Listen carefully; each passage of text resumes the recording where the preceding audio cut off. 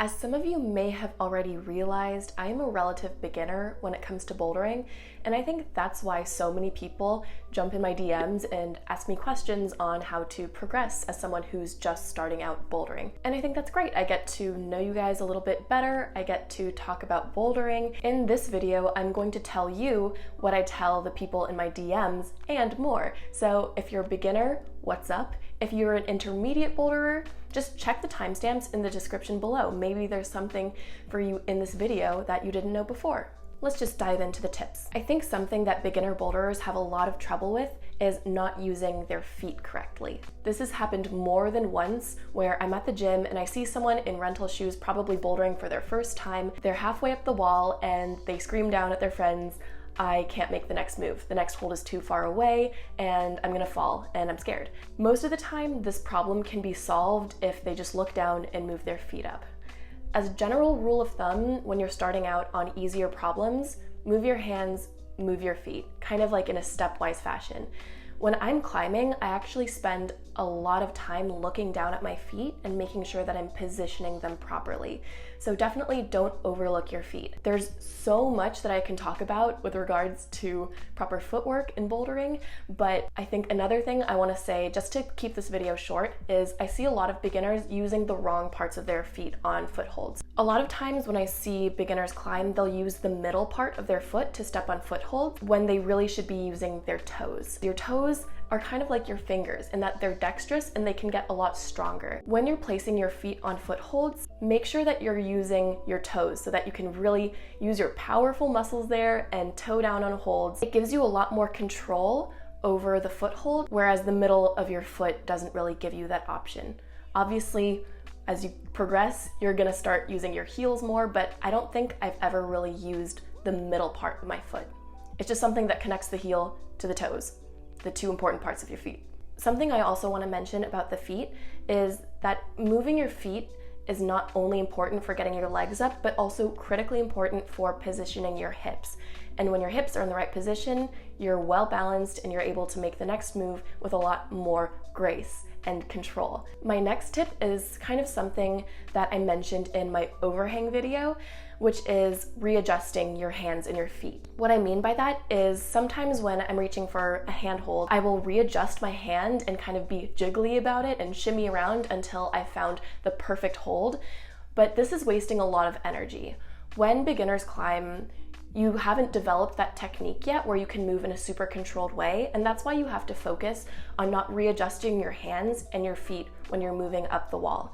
When you position your hands and feet, try and do it in a controlled way and don't readjust them once you touch the hold.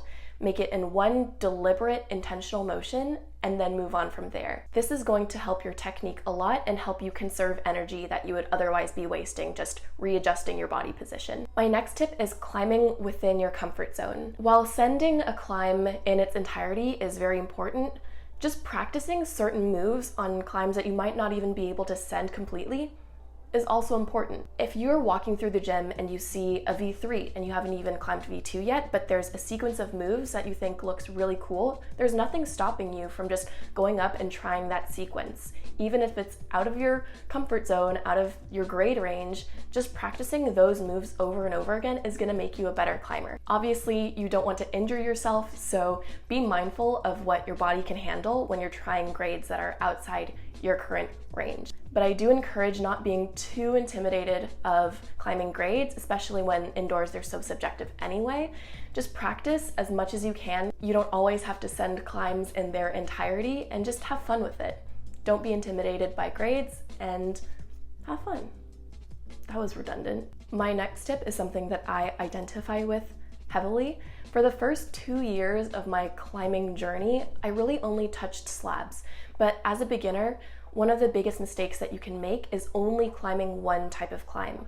Obviously, when you're starting out, overhangs might be a little bit more difficult, but they're actually really good at giving you that strength, that forearm strength, that core strength. Be careful so that you don't injure yourself, especially your hands and your fingers. So long as you're gradually introducing them to your climbing routine and being careful about it, I recommend trying a variety of different types of climbs. That way you can be a more well-rounded climber and integrate different techniques that you've learned on different types of climbs. My next tip has to do with unstable body positioning. I'm not gonna get into the weeds here because this could be its own separate video, but when you're just starting out on easier climbs, think of your limbs as kind of like legs on a tripod. The farther apart they are, the more balanced you're going to be, which is good when you're climbing. Something that I found really useful early on in my climbing is the technique called flagging, which also could be its own video, but I'll just oversimplify it. If I'm reaching for a hold that is on my right and it's a little reachy, it's a little far, what I'll do is I'll kind of float my left leg, not necessarily touching any hold, but I'll just stick it out so that it provides a counterbalance so that I'm able to go and reach for that next hold. Something I've also noticed is that beginners will sometimes be like sideways, their legs and their arms in the same direction, and they're reaching in the direction that their limbs are facing. If you're gonna reach for something, try and make like a counter movement so that you're more balanced when you do so. It's hard to explain. If you have questions, let me know in the comments below. Ooh, okay, so the next tip is a little bit contentious, but I'll just say my 2 cents. A lot of people dive in my DMs and they ask me what my training regimen is, how I'm using hangboards and campus boards, but when you're just starting out climbing, I think the best way to progress is just to focus on climbing itself. I actually have never really had a hangboarding or campus boarding routine because I don't really know how to use those things. A potential problem with jumping straight into hangboarding and campus boarding when you're just starting out is that your fingers haven't really developed a lot of strength yet. And if you go straight into hangboarding and campus boarding, there is a lot of potential for injury. In the beginning, strengthening your fingers is not going to be the most important thing that you can focus on. It's mostly just technique, body positioning stuff, and finger strength will be a limiting factor later down the road. This is my opinion. I don't campus board or hangboard or anything, so take what I'm saying with a grain of salt. I also don't do a lot of strength training outside of climbing. You obviously do need a baseline level of strength and athletic ability in order to climb, but I don't think you need to be lifting like crazy in the gym in order to progress through climbing, especially in the beginning. You should be focusing more on technique, and if you're too strong in the beginning, you might be over-relying on your big muscles to get you through the climb instead of learning proper technique. So, as a beginner, just focus on climbing and research campus boarding, hangboarding, and other training routines as you've developed like your baseline skills as a climber. My last technical tip is learning not to overgrip. When I started out climbing, I would climb like 2 V1s and then my arms would be pumped for the rest of the day. Wouldn't be able to open my car door because I was so sore. If you want to extend the duration of your climbing sessions, think about how much energy is required for you to grab onto the holds and hold you close to the wall when you're climbing.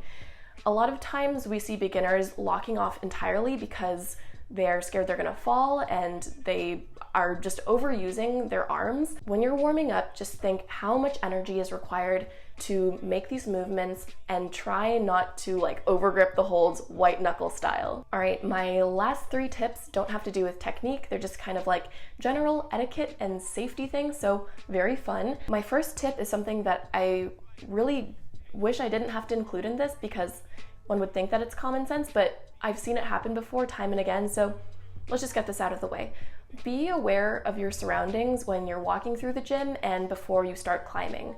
There have been multiple times where I'm climbing on a roof and someone will just walk right underneath me, which is kind of dangerous because while I have some responsibility as a climber to be aware of my surroundings, I feel like more of my focus should be on the climb itself than making sure I'm not falling on people. If you're on the ground, you have a lot more ability to make sure that you're not walking under people and you're not walking in someone's fall zone or sitting in someone's fall zone. And before you're climbing, just make sure that your route is not going to intersect with any other route that someone else is climbing on. Just before you start, make sure that no other person on the wall is going to intersect with you and just climb right along.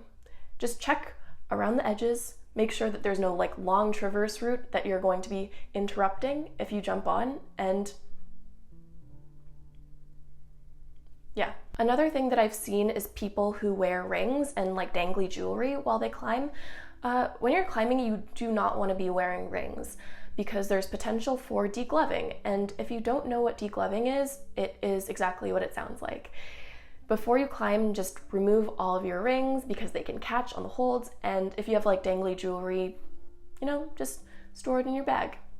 You don't want them to be inhibiting you while you're climbing. I'm just thinking of the worst case scenarios right now, and let's just go to the next tip. Last tip, I don't know why I'm including this. Because I've seen it before and it's gross. Don't wear your climbing shoes in the bathroom, because whatever is on the bathroom floor is now on your climbing shoes, and when you're climbing up a wall, you might be stepping on handholds, so whatever was on the bathroom floor was then on your climbing shoes is now on someone else's hand, or maybe your hand, and that's like kind of gross. I would not recommend wearing climbing shoes in the bathroom while you're going to the bathroom. Yeah, who else is glad that they subscribed to this channel to hear me say that? Those are just the first 10 that came to my mind, but if you have any tips that you'd like to add, I would love to know what you think in the comment section below. If you are a beginner and you're thirsty for knowledge, I've compiled a playlist of like my favorite informational videos from other creators that I think are really useful. And I mean, while you're at it, you might as well binge some of my videos as well. So I'll have like a playlist of my stuff. So feel free to check those two things out. And until next time, I'll talk to you soon. All right, bye.